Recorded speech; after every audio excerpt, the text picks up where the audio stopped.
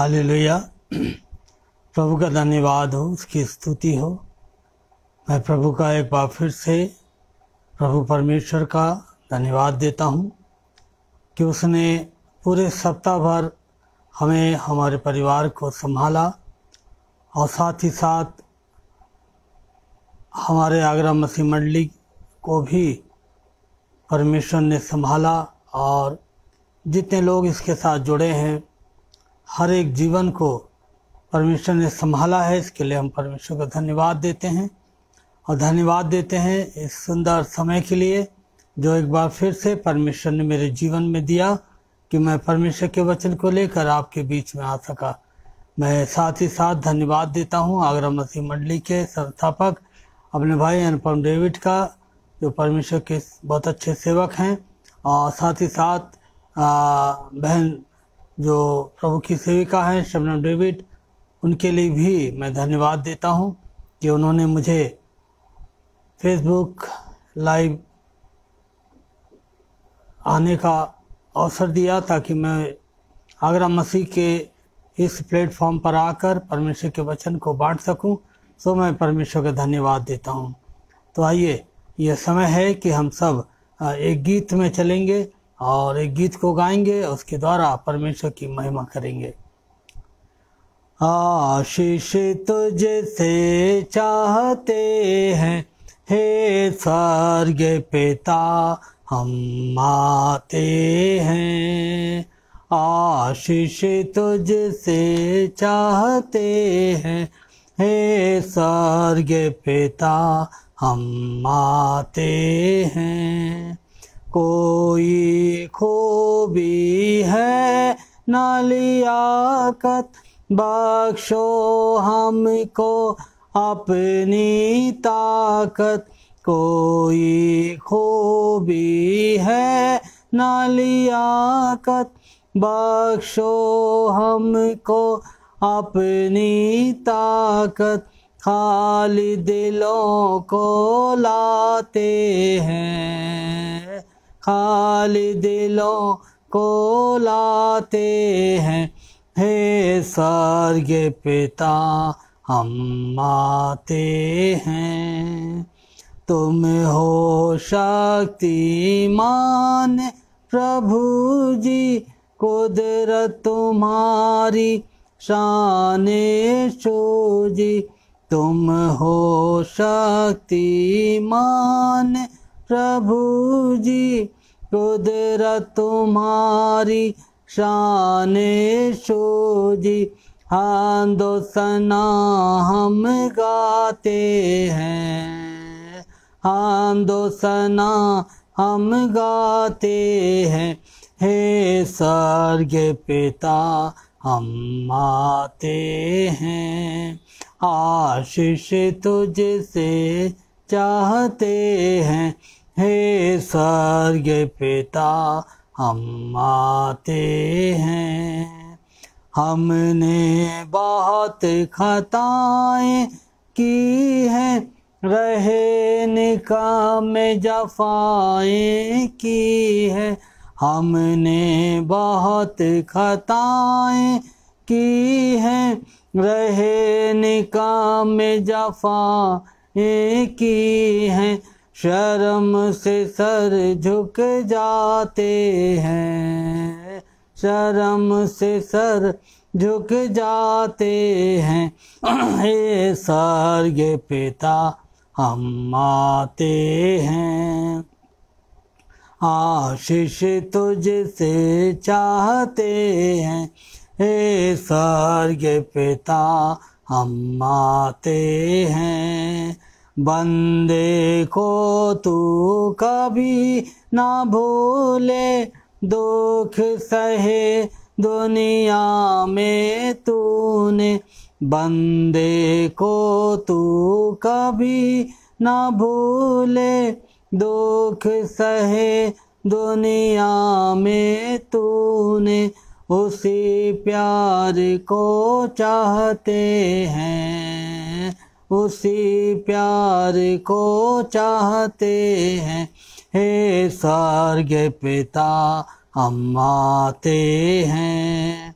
आशीष तुझे से चाहते हैं, हे स्वर्ग पिता हम आते हैं। सचमुच में हमारा खुदावन जो है वो आशीषें देने वाला परमेश्वर है, लेकिन ये आशीषें हमें तभी मिलती हैं जब हम इस बात का अंगीकार करते हुए इसके हुजूरी में आते हैं कि खुदावंद हम कुछ नहीं हैं, और बड़ी नम्रता और दीनता के साथ उसके सामने अपनी कमजोरियों का अंगीकार करते हैं, और उन आशीषों को लेने के लिए हम परमेश्वर की निकटता में जब आते हैं तो परमेश्वर हमें सचमुच में आशीष देते हैं। आइए, आज का जो वचन मैंने अपने लिए और आपके लिए चुना है वो पाया जाता है मरकुस रचित सुसमाचार, मरकुस की इंजील उसका पहला अध्याय और उसकी 16 आयत से। और यहाँ पर इस तरह से लिखा हुआ है, गलील की झील के किनारे किनारे जाते हुए उसने शमौन और उसके भाई अंद्रियास को झील में जाल डालते देखा, क्योंकि वे मछुए थे। यीशु ने उनसे कहा, मेरे पीछे आओ, मैं तुमको मनुष्यों के मछुए बनाऊंगा। वे तुरंत जालों को छोड़कर उसके पीछे हो लिए। कुछ आगे बढ़कर उसने जब्दी के पुत्र याकूब और उसके भाई यूहन्ना को नाव पर जालों को सुधारते देखा। उसने तुरंत उन्हें बुलाया और वे अपने पिता जब्दी को मजदूरों के साथ नाव पर छोड़कर उसके पीछे हो लिए। ये परमेश्वर का जीवित वचन है। आइए हम प्रार्थना करेंगे। हमारे जीवित और सामर्थी परमेश्वर पिता, हम आपकी स्तुति करते हुए आपके चरणों में आते हैं, क्योंकि पिता आप सारे आदर और सारी महिमा स्तुति के योग्य परमेश्वर हैं। पिता, हम धन्यवाद देते हैं आपकी दया के लिए, आपकी करुणा के लिए, जो पिता आज सवेरे से लेकर इस संध्या काल तक हम में से हर एक के जीवन के ऊपर बनी रही। अब पिता, हम विशेष रूप से अपने लिए धन्यवाद देते हैं कि प्रभु आपने अपनी बड़ी दया को हमारे जीवन के ऊपर बनाए रखा। और पिता, हम धन्यवाद देते हैं सुंदर सेवा के लिए जो आपने हमें दी है अपने वचन की। हाँ पिता परमेश्वर, ये आपका अनुग्रह है कि प्रभु आपने संसार के मूर्खों में से हमें भी चुन लिया प्रभु, ताकि हम आपके सेवक बने। तो पिता परमेश्वर, हम आपको धन्यवाद देते हैं। पिता, इस समय हम प्रार्थना करते हैं, जब हम आपके वचन को बांटते हैं, पवित्र आत्मा तो हमारी अगुवाई करना, सुनने वालों के साथ होना। और पिता, तुझ की अंधकार की देखी अनदेखी तमाम सामर्थ को हम यीशु नासरी के नाम से तोड़ते और बांध देते हैं, और प्रार्थना करते हैं प्रभु कि केवल और केवल आपकी उपस्थिति और आपकी महिमा इस स्थान से होने पाए। और आज की शाम में तेरे वचन के द्वारा प्रभु जी आपके लोग आशीष पाने पाएँ। पिता परमेश्वर, आप हमारी सहायता करिएगा। ये सारी विनती और प्रार्थना अपने उद्धारकर्ता प्रभु यीशु मसीह के सामर्थ्य नाम से मांगते हैं, आमीन आमीन। प्रभु का धन्यवाद करता हूँ कि प्रभु ने एक बार फिर से मेरे जीवन में ये सुंदर अवसर दिया कि मैं परमेश्वर के वचन को लेकर आपके सम्मुख आ सका हूँ। इसके लिए परमेश्वर का धन्यवाद करता हूँ। हालेलुया। यहाँ पर हम देखते हैं जो वचन अभी मैंने आपके साथ शेयर किया, जो वचन मैंने आपके साथ बांटा, पढ़ा, उसमें हम देखते हैं कि कुछ मछुआरे हैं जो क्या कर रहे हैं,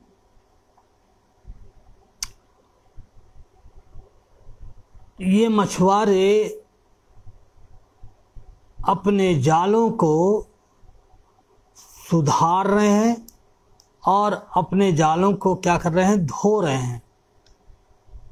और जब प्रभु यीशु मसीह की दृष्टि इनके ऊपर पड़ती है तो प्रभु यीशु मसीह इनको एक बुलाहट देते हैं। और बुलाहट क्या देते हैं कि मेरे पीछे आओ, मैं तुमको मनुष्यों के मछुए बनाऊंगा। और ये चेले तुरंत जालों को छोड़कर उसके पीछे हो लेते हैं। हम यहाँ पर देखते हैं कि यीशु मसीह ने जब लोगों को अपनी सेवा के लिए बुलाया, चाहे वो शमान हो, अंद्रियास हो और चाहे कोई और चेला हो, हम देखते हैं कि यीशु मसीह ने ऐसे लोगों का चुनाव किया जो मेहनती लोग थे, जो परिश्रम करने वाले लोग थे। क्योंकि यहाँ पर हम पढ़ते हैं कि उन्होंने जब इन मछुआरों को अपने पीछे आने की आज्ञा दी, तो ये मछुआरे क्या कर रहे थे? जालों को धो रहे थे। और कुछ जगह पे लिखा हुआ है कि वो मछलियां पकड़ रहे थे। और हम यहाँ पर इस बात से एक बात सीखते हैं कि यीशु मसीह का जो चुनाव था वो ऐसे लोगों का चुनाव था जो मेहनत करने वाले लोग थे, जो परिश्रम करने वाले लोग थे और जिनके जीवन में किसी भी तरीके का आलस नहीं पाया जाता था और ये अपने काम को पूरे हृदय के साथ, पूरे आनंद के साथ किया करते थे। और यीशु मसीह ने ऐसे लोगों का चुनाव किया। जब हम पुराने नियम में जाते हैं और वहाँ पर जब हम न्यायों की किताब को पढ़ते हैं, तो न्यायों की किताब में हम देखते हैं कि इससे पहले कि परमेश्वर उनको बुलाहट देता, इससे पहले परमेश्वर उनको बुलाता, हम परमेश्वर के वचन में पाते हैं कि जिन जिन लोगों को प्रभु यीशु मसीह ने बुलाहट दी, ये सारे लोग क्या कर रहे थे? कुछ ना कुछ कार्य कर रहे थे। चाहे वो गिदोन हो, गिदोन क्या कर रहा था? लकड़ियां चीर रहा था। और परमेश्वर ने गिदोन को लकड़ियां चीरते हुए देखा और गिदोन को ये बुलाहट दी कि तू मेरी सेवा के लिए आ। तो परमेश्वर का जो चुनाव है वो आरंभ से ही ऐसे लोगों का रहा जो मेहनत कश लोग थे, जिनके जीवन में किसी तरह का भी आलस नहीं पाया जाता था। और ठेठ भाषा में कहें कि वो खटिया तोड़ने वाले लोग नहीं थे, पलंग तोड़ सेवक नहीं थे कि उन्हें बुलाहट मिल गई और वो आराम से क्या कर रहे हैं? देहात में एक कहावत चलती है, खटिया तोड़, और वो आराम से पेड़ के नीचे पलंग डालकर पड़े हुए हैं और आराम कर रहे हैं। यीशु मसीह ने जब इनका चुनाव किया तो ये सारे लोग काम कर रहे थे। कोई मछली पकड़ रहा था, कोई जालों को सुधार रहा था और कोई लकड़ी चीर रहा था। और ऐसे ऐसे लोगों को परमेश्वर ने बुलाहट दी। तो हम यहाँ पर देखते हैं कि परमेश्वर आज भी ऐसे ही लोगों को अपनी सेवा के लिए चाहता है, जो मेहनत करने वाले लोग हों, जो अपने काम से प्रेम करने की परमेश्वर आज भी ऐसे लोगों को ढूंढ रहा है जो मेहनत करने वाले लोग हैं। और वो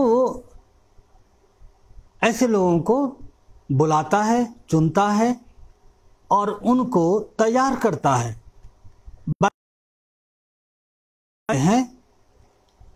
कि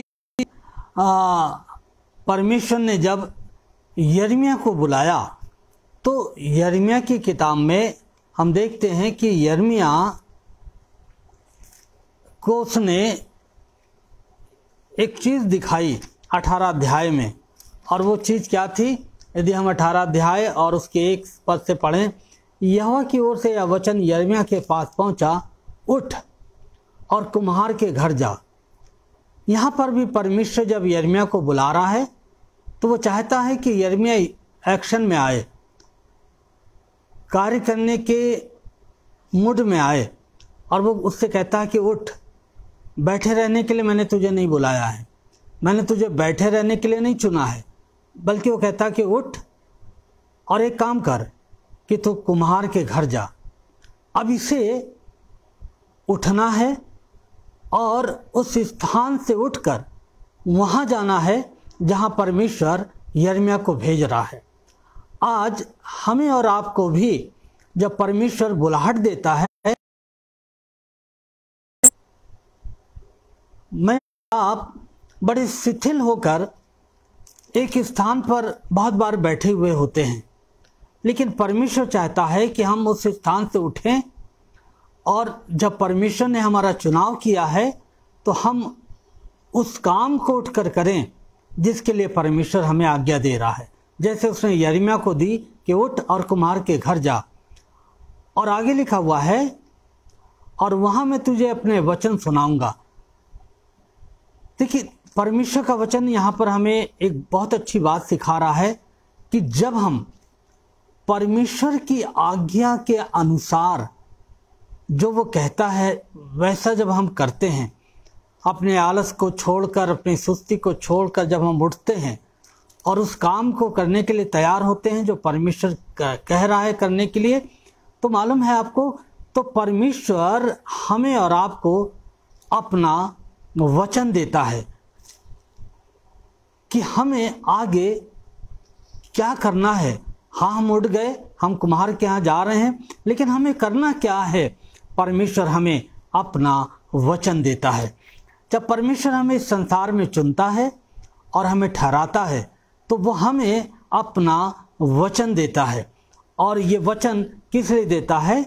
ताकि हम उस वचन को लेकर संसार में जाएं और संसार की उस टूटी हुई दशा को, जो पाप के कारण से मानव जीवन के अंदर पाई जाती है, उस टूटी हुई दशा में जहाँ पर आज मनुष्य पाप के कारण से टूटा हुआ है और अपने पाप में पड़ा हुआ है, हम ऐसे मनुष्य के पास जाएं। और आगे लिखा हुआ है कि तू कुम्हार के घर जा, मैं तुझे अपने वचन सुनाऊंगा। इसलिए मैं कुम्हार के घर गया। अब यहाँ पर देखिए, यिर्मयाह ने क्या करा? परमेश्वर के वचन को सुना और वो उठा, परमेश्वर की आज्ञा के अनुसार चला, और फिर 3 पद में लिखा हुआ है कि वो कुम्हार के घर गया। उसने कोई भी आनाकानी नहीं करी कि प्रभु अभी तो बड़ी धूप है, प्रभु अभी तो बड़ा सताव है, प्रभु अभी तो जो परिस्थिति है वो बहुत अच्छी नहीं है। बल्कि यिर्मयाह अपने स्थान से उठा और वो कुम्हार के घर गया। हमें और आपको भी परमेश्वर, मेरे और आपके जीवन से भी यही चाहता है कि जो सेवा परमेश्वर ने हमें दी है, जिस कार्य के लिए परमेश्वर ने हमें चुना है, जब वो कहता है उठ और जा, तो हमें जाना है और हमें उसी स्थान में जाना है जहाँ परमेश्वर कह रहा है, यानी कि उसकी आज्ञा को पूरी तरीके से मानना है, उसमें कुछ मिलावट नहीं करनी है। और क्या है, यिर्मयाह ने ऐसा ही किया 3 पद में कि वो कहता मैं कुम्हार के घर गया, और वहाँ पर जाकर यिर्मयाह ने क्या देखा कि वह चाक पर कुछ बना रहा है। कौन? कुम्हार। वो चाक पर कुछ बना रहा है। अब परमेश्वर यिर्मयाह को अभी तक बोलकर उसने कहा कि उठ और जा। यिर्मयाह उठा और गया। अब जो है परमेश्वर वो संसार की दशा को दिखा रहा है कि एक कुम्हार है जो चाक पर कुछ बना रहा है, और वो चीज़ है मिट्टी का बर्तन जिसे वो बना रहा है, और वो बर्तन क्या हो गया? बिगड़ गया। तब उसने उसी का दूसरा बर्तन अपनी समझ के अनुसार बना दिया। अब यहाँ पर देखते हैं कि यिर्मयाह ने इस चीज़ को देखा कि कुम्हार एक बर्तन को बना रहा है और वो बर्तन बिगड़ गया, और तब उसने उसी का दूसरा बर्तन अपनी समझ के अनुसार बना दिया। आज मनुष्य टूटा हुआ है और पाप में पड़ा हुआ है, और हम देखते हैं कि वो किसी भी रीति से परमेश्वर के योग्य नहीं रहा है। अपने पाप और अपने गुनाह के कारण से। और तब परमेश्वर ने क्या करा है कि एक दूसरा बर्तन अपनी समझ के अनुसार बना लिया है। एक ऐसा बर्तन जो परमेश्वर के लिए उपयोग हो सके, जो परमेश्वर के लायक हो सके, उसने एक ऐसा दूसरा बर्तन बना लिया। मालूम है आपको, इस संसार में जितने मानव जाति हैं उसमें मैं भी हूँ, सब अपने पाप के कारण से बिगड़ गए। और तब परमेश्वर ने अपनी इच्छा के अनुसार प्रभु यीशु मसीह के रक्त के द्वारा लोगों को पहले बुलाहट दी, उन्हें यीशु मसीह के लहू के द्वारा पवित्र किया, उन्हें छुटकारा दिया और अपनी सेवा के लिए उनको तैयार किया। और तब आगे लिखा हुआ है 5 पद में, तब यहोवा का वचन मेरे पास पहुंचा कि हे इस्राएल के घराने, यहोवा की यह वाणी है कि इस कुम्हार के समान तुम्हारे साथ क्या मैं भी काम नहीं कर सकता। देख, जैसे मिट्टी कुम्हार के हाथ में रहती है, वैसे ही हे इस्राएल के घराने, तुम भी मेरे हाथ में हो। और यहाँ पर परमेश्वर ये कहना चाह रहा है कि जिस तरह से मिट्टी कुम्हार के हाथों में है और वो मिट्टी कुम्हार के अनुसार जैसा वो बर्तन बना रहा था नहीं बन सकी, उसने उस बर्तन को तोड़ दिया और उसकी जगह उसने दूसरा बर्तन बना लिया। मिट्टी क्या थी? कुम्हार के हाथों में थी। अब कुम्हार उसके साथ चाहे कैसा भी बर्ताव करे, उसको तोड़ दे, उसको कुचल दे, उसको फिर से नया रूप दे या ना दे, ये परमेश्वर की मर्जी है। ठीक इसी तरह से कहता है कि इस्राएल भी मेरे हाथों में वैसे ही है और उसके साथ मैं कुछ भी कर सकता हूँ। इस्राएल को मैं नाश कर सकता हूँ, मैं उसको मार सकता हूँ, कुछ भी मैं इस्राएल के साथ कर सकता हूँ, क्योंकि वो मेरे हाथों में पाया जाता है। और फिर परमेश्वर कह रहा है कि जब मैं किसी जाति या राज्य के विषय में कहूँ कि उसे उखाड़ूंगा या ढा दूंगा अथवा नष्ट करूंगा, तब यदि उस जाति के लोग जिसके विषय या बात कही हो अपनी बुराई से फिरें, तो मैं उस विपत्ति के विषय में जो उन पर डालने की ठानी है पछताऊंगा। अब परमेश्वर यहाँ पर इस बर्तन के द्वारा हमें ये सिखाना मांग रहा है कि ये मिट्टी पूरी तरह से परमेश्वर के हाथों में है। हर वो जीवन जो परमेश्वर से दूर है, जो परमेश्वर के निकटता में है, सब परमेश्वर के हाथों में है और परमेश्वर उनके साथ अपने मन के हिसाब से बर्ताव कर सकता है। उन्हें नष्ट कर सकता है, उन्हें क्या कर सकता है? विपत्ति में डाल सकता है, उन्हें ढा सकता है, उन्हें नष्ट कर सकता है। लेकिन परमेश्वर कह रहा है कि यदि ये लोग अपनी बुराई से फिरें, तो मैं उस विपत्ति के विषय में जो उन पर डालने की ठानी हो पछताऊंगा। हमारा जो परमेश्वर है वो पाप को देख नहीं सकता और पाप को देखकर उसे घृणा आती है, उसे क्रोध आता है। लेकिन यहाँ पर वो मानव जाति को एक अवसर प्रदान कर रहा है अपने प्रेम में होकर, अपनी दया में होकर, क्योंकि वो मनुष्य, वो बर्तन जो बनाया गया है, उसे बनाने वाले ने उसके पीछे बहुत मेहनत करी है। उस मिट्टी को खोदा है, फिर उस मिट्टी को घर लाया है, उसमें से कंकड़ पत्थर निकाले हैं, फिर उसको गूंदा है, उसको मुलायम करा है, फिर उसको चाक पर रखा, उसको शेप दिया है।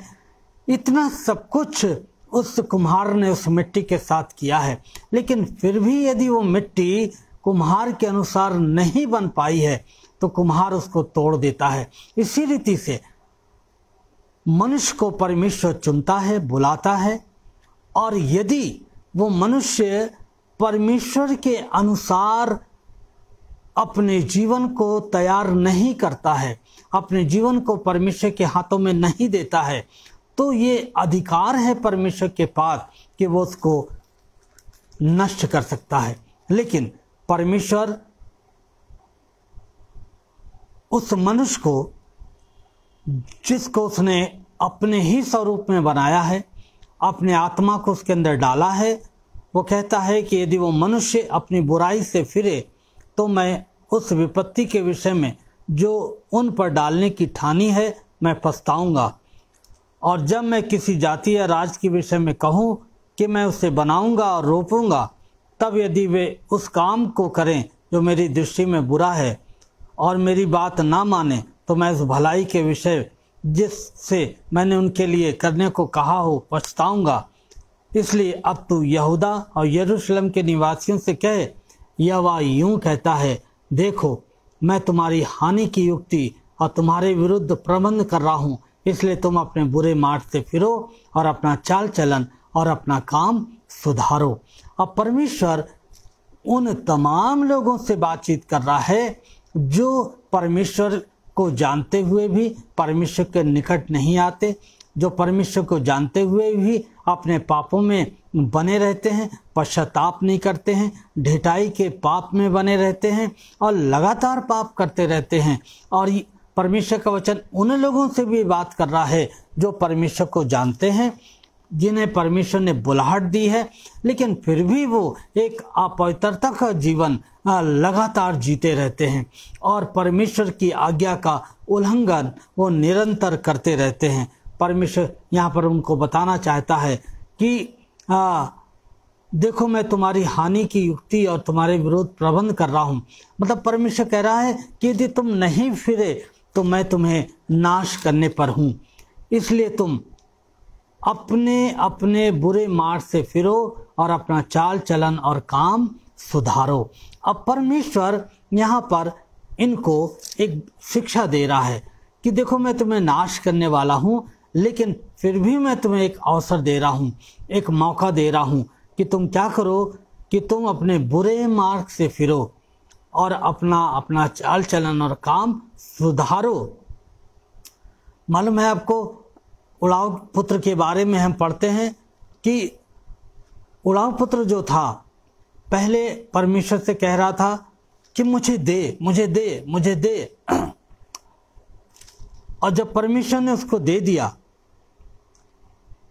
और उस सब कुछ प्राप्त करने के बाद उड़ाऊ पुत्र जो था वो गलत राहों में चला गया, बुरे मार्ग में चला गया और उसने वैसा जीवन नहीं जिया जैसा उसको चाहिए था, लेकिन वो बुराई के मार्ग पर चला गया।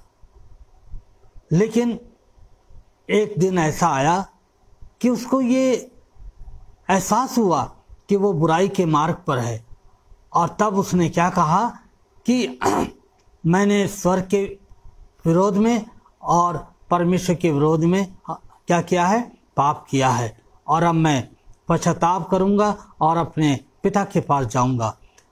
और वो गया और जाकर उसने जो अभी तक कह रहा था कि मुझे बना, मुझे दे मुझे दे, अब ये परमेश्वर से क्या कह रहा है कि मुझे बना। जब एक जीवन में पश्चाताप आता है, जब एक जीवन में पाप के प्रति रंज होता है और वो उसे छोड़ देता है, तब वो जीवन परमेश्वर से यही प्रार्थना करता है कि मुझे बना, क्योंकि मैं अपने आप को बनाने के लिए चला था लेकिन दुनिया में खो गया, अपने पाप में, बुराई में।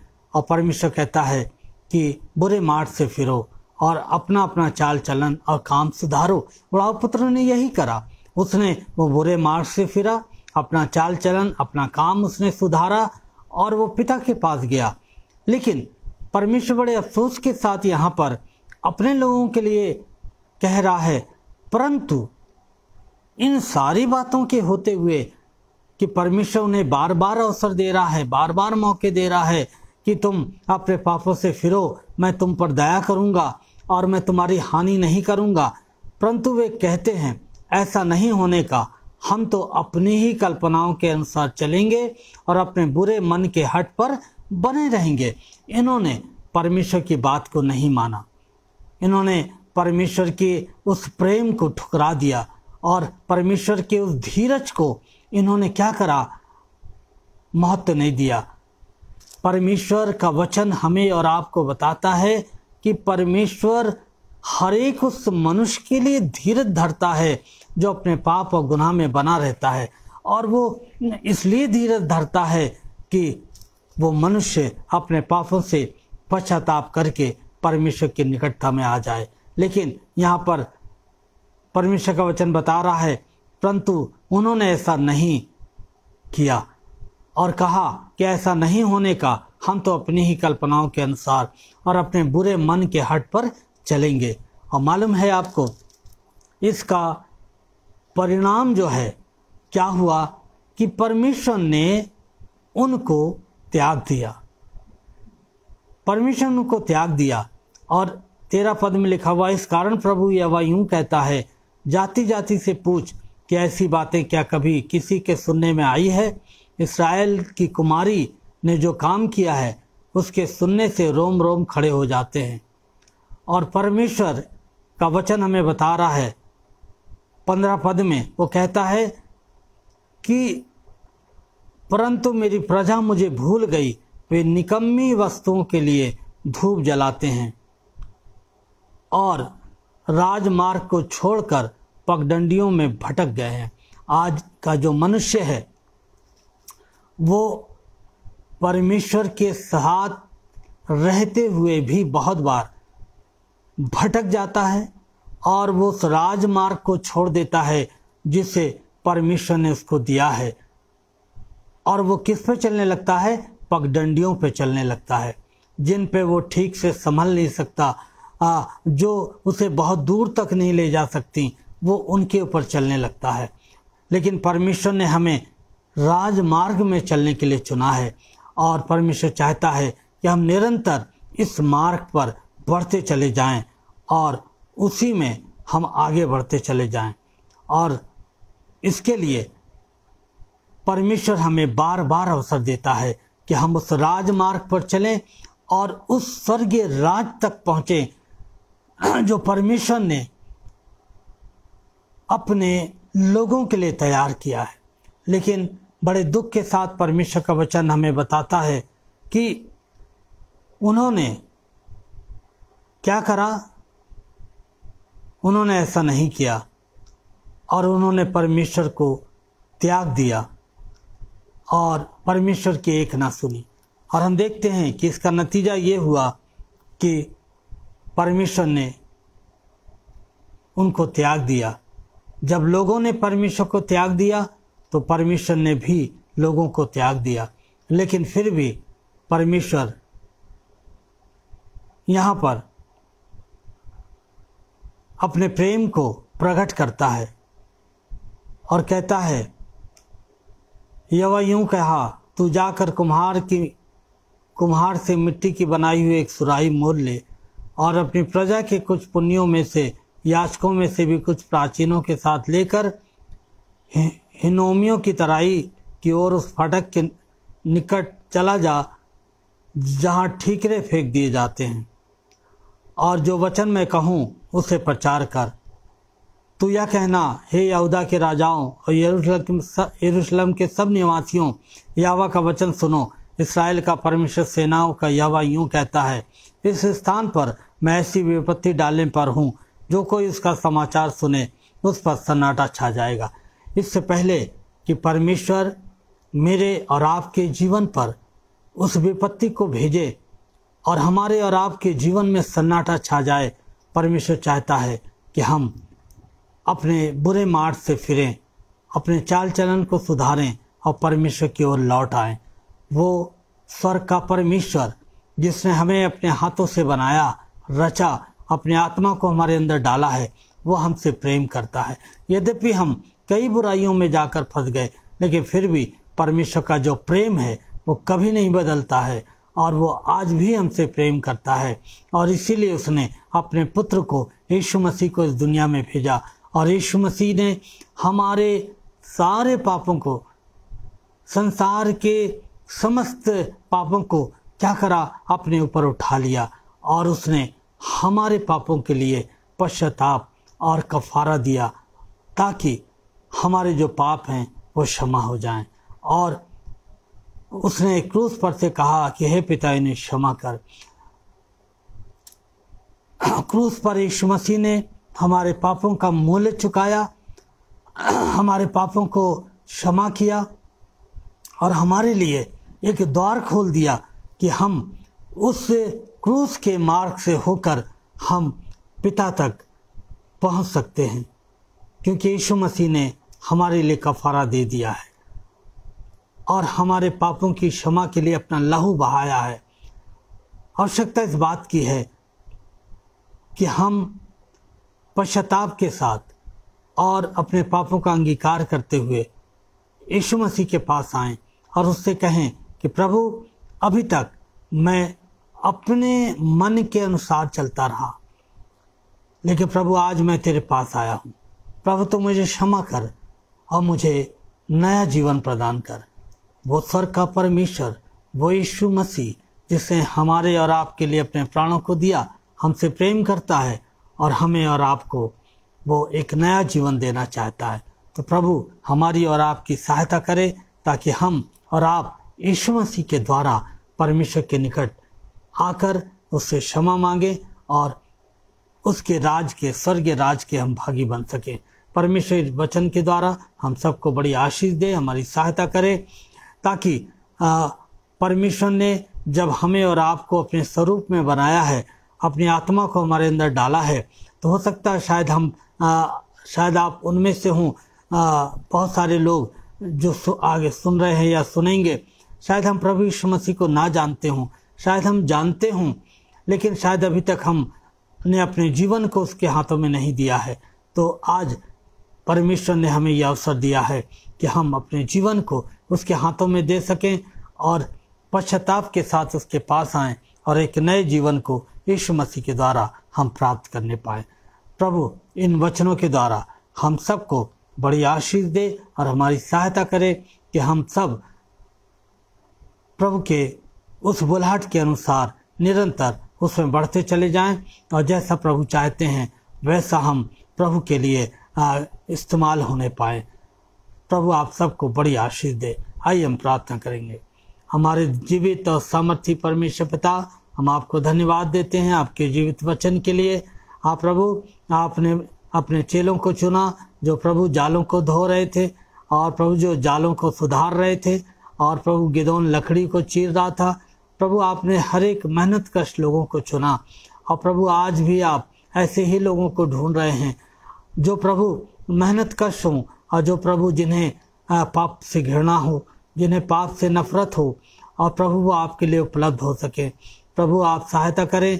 आप जो प्रेमी दयालु परमेश्वर है प्रभु, बहुत बार मनुष्य अपने पापों में भटक जाता है, खो जाता है, लेकिन हम धन्यवाद देते हैं आप जिसके पास अधिकार है ऐसे मनुष्य को नाश करने का, आप उसे नाश नहीं करते बल्कि उसे अवसर देते हैं कि वो इस अवसर का लाभ उठाकर प्रभु उस अनंत जीवन को, उस स्वर्गीय जीवन को प्राप्त कर ले। हाँ प्रभु, आप सहायता करें जिनके पास ये अनंत जीवन नहीं है, स्वर्गीय जीवन नहीं है, वह यीशु मसीह के द्वारा इस अनंत जीवन को प्राप्त करने वाले हो सकें।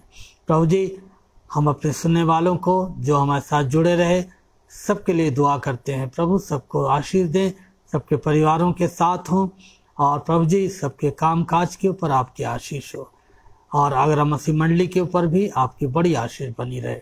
बड़े धन्यवाद के साथ ये प्रार्थना प्रभु यीशु मसीह के सामर्थ्य नाम से मांगते हैं। आमीन, आमीन। प्रभु यीशु मसीह के मधुर नाम में एक बार फिर से आप सबको मेरा सलाम मिले। आने वाले बुधवार को मैं रात 8 बजे फिर से प्रभु ने चाहा तो आपके साथ संगति करूंगा। जब तक के लिए प्रभु आप सबके साथ हो। आप सबको जय मसीह की।